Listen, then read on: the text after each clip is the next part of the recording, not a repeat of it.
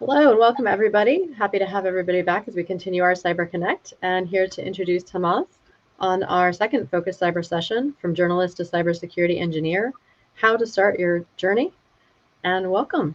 So excited to hear your story. Thank you. Thank you. Um, thank you for being here. My name is Tomasz Szulczewski. I live in Poland, and good morning, good afternoon, good evening, everyone.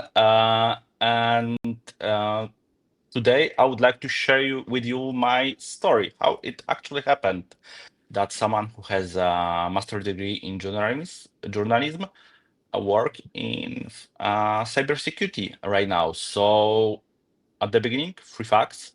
Yes, I have a master degree in journalism. Yes, for last couple of years, I work as a senior cybersecurity engineer or consultant. And no, I don't have a master degree in computer science or something like that. Uh, my goal here is to first, I would like to inspire you that even if you don't have it, master degree in computer science, you can land your job in cybersecurity. It's still possible. It's different than 10 or 20 years ago, for example, because of the AI, but it's still possible. Uh, and I believe that it's important to highlight a few things before you start dreaming actually about this. Because many people think that if you work in cybersecurity, you earn huge money, your job is exciting, and if you want, you can change your job in just a few days because everyone wants to hire you. Well, that's just some kind of marketing, how it looks like. But I would like first just highlight a few key points here. So, working in cybersecurity and IT in general is a very challenging job, actually, because if you think that you just learn something, and if you think that you are ready to go, well, you have a problem because usually it means that you have to learn day by day new frameworks, new solutions, new platforms, new vulnerabilities. And I know that some people are not ready for it. So before you make an investment of your money, time, ask yourself if you are ready for it. Second thing is, I think that it's crucial to have a plan. I mean, because if you just think that I want to work in cybersecurity without any idea where would you like to be in 6 months, in a year, or in 5 years, probably it will not work. But if you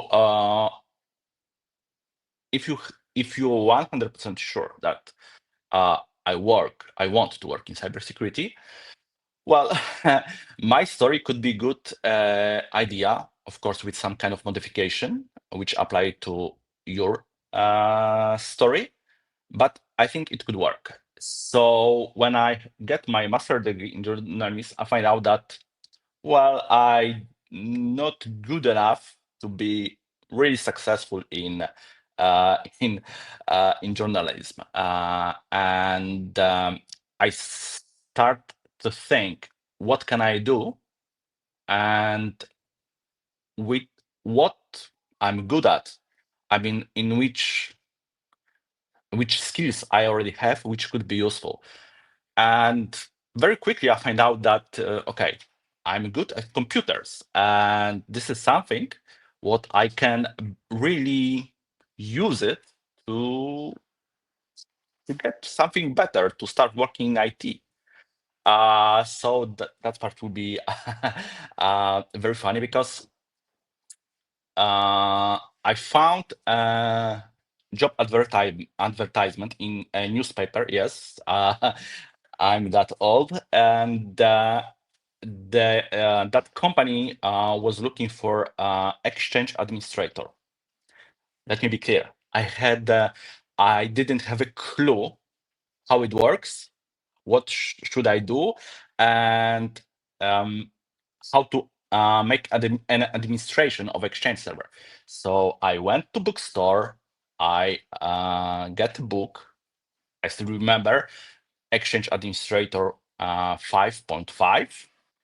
I learned this book almost by heart, and I went to the job interview, and I was good enough to pretend that I'm really good in Exchange administration, and this is how it started. And what I'm trying to say that the first step to start this journey is to make your hand dirty. I mean, to get into real job, not exactly cybersecurity, but real IT job. I mean, first line of IT support, help desk, whatever, but to start with the company where you can actually learn how it works. I mean, because I get so many questions on the LinkedIn. If I get CISP certificate, I will get a job. But you don't have an experience. But I will get a certificate.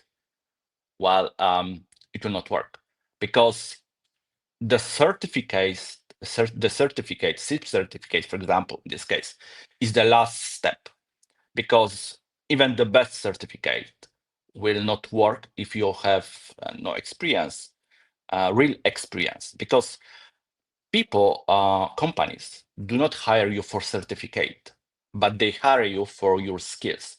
That's why working in IT department will be good start for you to make your hand dirty, to learn how computers work, how to connect them, how network works. Funny story, at the beginning of my career, I learned how database servers works. And now this knowledge, which I get about, I don't know, 25 years ago, is still useful. Those basics still are useful when I have to mitigate attacks against SQL Server vulnerabilities. It's still useful, but the basics I learned 25 years ago, and it's absolutely not related to the cybersecurity at all. So, and what is also important, if you think about this, start looking for the bigger company which looking for someone who wants to work in the IT department or something like that. Because, for example, I have a colleague who is my current team member, who was working in IT department of my current company, and he asked my boss if he can join our team, and he was approved. What I'm trying to say is that when you work for such company and you will be recognized, and other team members, managers will see that you bring value, you will probably get a chance to ask to change the department, or to change position, to get promoted, whatever. What is important that do not try to avoid small companies, because in small company usually it will be very difficult to work as a to change a department. But if a company is big enough, believe me, it will work. It will work. Probably it will work. And many companies those days prefer to promote someone from internal team, or even from make some kind of investment, than looking for somewhere outside. because those days recruitment process is just madness. And when they ask, when they publish some kind of advertisement, they will get thousands of resumes, which is very challenging for them. So most companies those days prefer to promote someone from their internal team. So that's the very good step. Start small with the company, a large company in the IT department. And the good thing is that, well, sorry, I see the Yeah, I was just question. we got so many questions. We've got, but I'm just going to start with discussion. But I thought I picked this one because it felt like it was right on with what you were saying about working for a small business. Okay, so there are different small businesses. So if you have a small business, that if you have 2 or 3 people, ask yourself, is there anyone else in this company who is better than you and has and if there's any person who has skills which you can learn from? Because my first job in IT has a huge benefit, because there was a person who has a so big knowledge and experience from various areas. So I was able to learn from him, and he was some kind of mentor for me, actually. And this this, I would say, partnership brings me a lot of value. If you want to help, if a student wants to help organization, yes, that's also good approach. The first thing, the crucial and the main thing, is just to make your hand dirty. It doesn't matter how, but okay, do not focus on just work, because your goal is to work in IT and then to work in cybersecurity. So any kind of job, when you learn new stuff, it's important, because that's give you some value, some asset, some experience to move forward. Because that's the thing that at the beginning, I know that could be tricky, challenging, but you should do as much as you can, as many projects as you can, because it gives you experience. And in cybersecurity, that's my not only my opinion, that's the main point, to get as much experience as you can. Because when you work as a cybersecurity engineer, all those small things are very useful in, for example, if you work in the blue team, they will give you a chance to be a better engineer. So that's the first and very important thing. Make your hand dirty in IT department.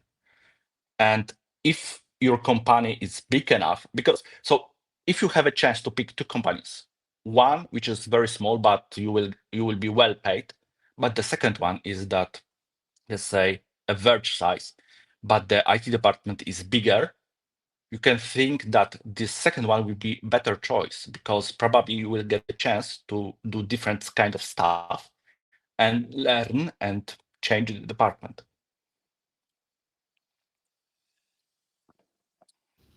Okay, Another now I'm question going to that this. was oh, sorry. Yes, Yeah, and go ahead. this is yes. So this is part of my story, because for Mhm. years, in the middle of my career, my colleagues called me SharePoint guy, because when the cloud exploded, it was, let's say, 15 years ago. I started learning. My colleague asked me to learn SharePoint and do some SharePoint stuff. SharePoint is the collaboration platform, and the thing is that for years I was working with the Microsoft Cloud as a person who was working mostly in the collaboration services. But some time ago, Microsoft introduced cybersecurity solutions like Defender for Endpoint, Intune management, as Intune is a mobile device management platform, and so on. So I'm using those platform because when you learn those, even they are not super advanced, long ago, those platforms weren't super advanced, but they give me a chance to add additional things to my portfolio. And thanks to those two platforms, I learned basics of the cybersecurity, how to protect the company from the external threats, how to mitigate vulnerabilities. So that was the way to go. The thing is that you can go to let's say that cybersecurity is our destination. You can go there in many ways. So in my case, I was adding additional solution skills to my portfolio, but at the end, I left Microsoft Word, if I could say it in this way, and start working and learning general cybersecurity principles. So this is the way, because there's another way. Some people are very smart, they have a lot of time. So for example, if you have a chance to spend a lot of time on learning and, for example, participate in the capture the flag contest, that's another way. But my example is way person who has a work in progress, has a family, and my goal was to build all those skills. But this journey to cybersecurity was pretty long because I work in cybersecurity for the last, I would say, 8 years. But before, I used Microsoft tools to learn those skills, which give me some basics to add additional skills. Another question is, how is artificial intelligence transforming both cybersecurity defense and cyber attacks? And what are the risks and benefits of this evolution? This is another advice before I go to this question. If you have any meetings, hacking communities, social community, doesn't matter. If around you there is a meeting where you can go and ask and talk to other IT people or cybersecurity people, go there. That's the best thing which you can do to build your network, because networking, especially in terms of the AI, is the key. Right now, the good thing is that right now, AI in cybersecurity is something very expensive. It's the prices for cybersecurity solutions are crazy, and only the biggest companies around the world can afford it. But right now, if you take a look and search for news about layoffs, for example, in Microsoft, I think that there was 9,000 people in the last couple of months, and most of those people were laid off because AI. Because right now in Microsoft, 30%, maybe 40% of code or any other stuff are done by AI.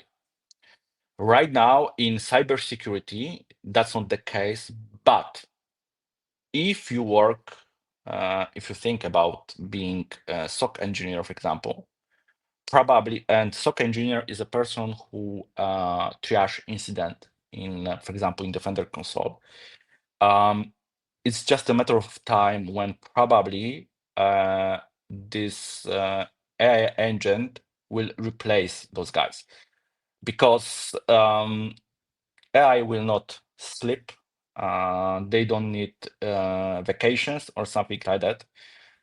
The main problem which companies face is price, because the price is it's crazy, to be honest.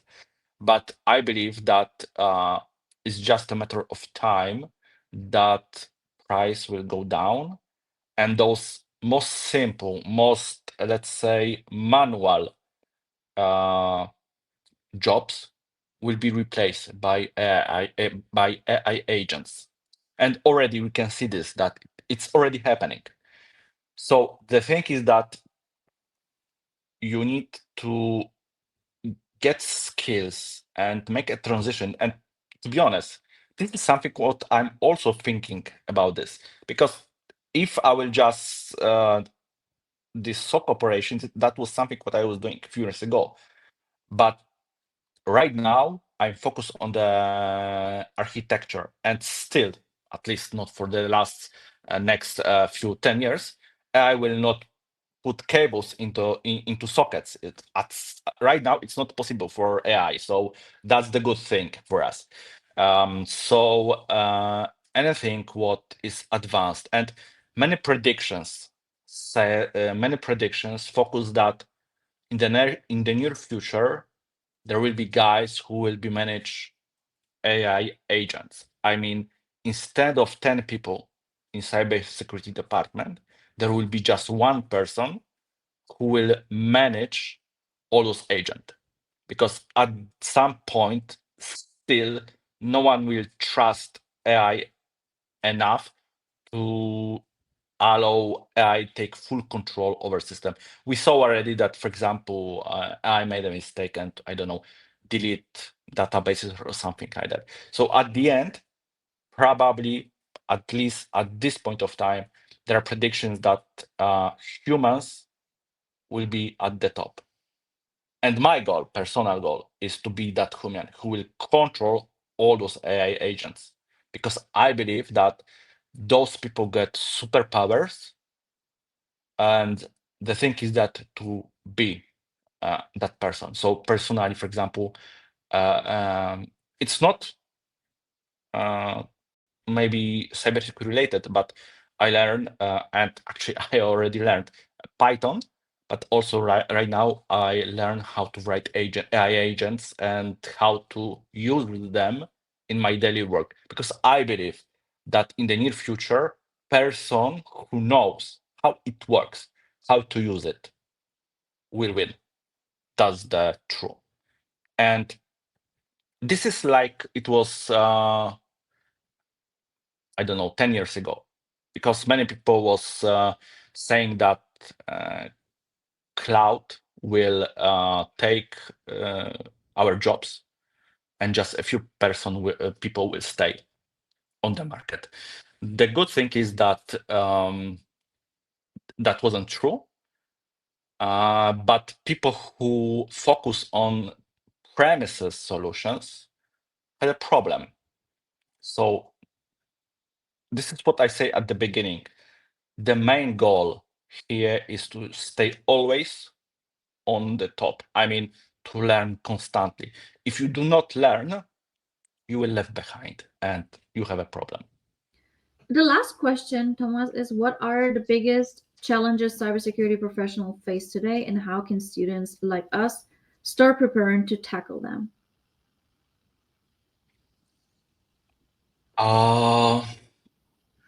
There's the main problem those days that, okay, when I was starting my journey, it was possible to say that I know everything. I mean, I know all IT stuff. And if someone was able, and if someone was saying this, that could be true. But today, if someone says that I know everything about IT, this person is lying, because it's not possible to be good, to know actually everything those days. It's not possible. Believe me, it's not possible. I was trying to do that and learn almost everything, and it didn't work for me, and it didn't well. So you have to pick, and before you do this, and as I said again at the beginning, before you spend few months, years, and do an investment, talk to others.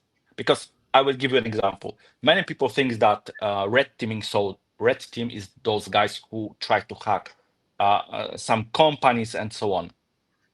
But for me, it's so boring, because many people think that it's exciting, that you will hack just like this and you're awesome. No, it's not like this, because you spend hours a day going by some books how to find each vulnerability system by system, and you just make a mark, check, check, check.